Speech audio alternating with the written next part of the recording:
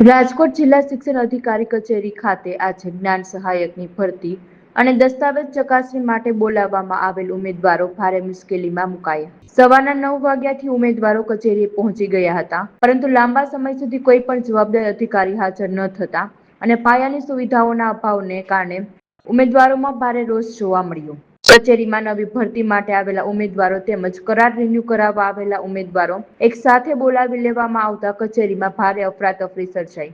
ઉમેદવારોએ આક્ષેપ કર્યો હતો કે કચેરીમાં પંખા કે પીવાના પાણી જેવી સામાન્ય સુવિધાઓનો પણ અભાવ છે। એટલું જ નહીં, બેસવાની પણ વ્યવસ્થા ન હોવાથી ઉમેદવારોએ જાતે જ બેન્ચો ગોઠવવી પડી હતી। એક ઉમેદવારે મીડિયા સાથેની વાતચીતમાં જણાવ્યું હતું કે અમે સવારે 9 વાગ્યાના અહીં આવ્યા છીએ, પરંતુ હજુ સુધી દસ્તાવેજ ચકાસણીની પ્રક્રિયા શરૂ કરવામાં આવી નથી। તંત્રનું આખું આયોજન જ વ્યવસ્થિત નથી। ઉમેદવારોએ વહીવટી તંત્રની આ પ્રકારની બેદરકારી સામે સખત નારાજગી વ્યક્ત કરી હતી। હું અહીંયા જ્ઞાન સહાયકની ઉમેદવારી માટે આવેલો છું। હું જસદણથી આવું છું।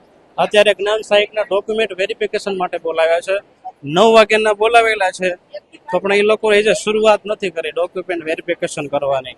કાંઈ પણ સુવિધા નથી, નથી પંખાની સુવિધા, નથી પાણીની સુવિધા। એના માટે ખરેખર કાંઈ કરવું જોઈએ એ લોકોને। વ્યવસ્થા કાંઈ નથી, અંદર બેન્ચીસ અમે પણ સાફ કરેલી, બેસવાની વ્યવસ્થા પણ સરખી નહોતી, જાતે બેન્ચીસ ગોઠવી અંદર। બધાને એક સાથે પણ ક્યાંક પૂર્વ તૈયારી તો હોવી જોઈએ ને, કેમ અંદર બોલાવા, કે રીતના નહીં, એ રીતના તો અત્યારે 11 વાગે ગોઠવણી કરે છે, પહેલા 6 થી 8 વાળાને, 1 થી 5 વાળાને। હા, એ લોકોનું કાંઈક પૂરતું આયોજન જ નથી એ રીતના। સવારે 9 વાગ્યાથી અમે બોલાવ્યા છે, એ લોકો 10 વાગે આવે।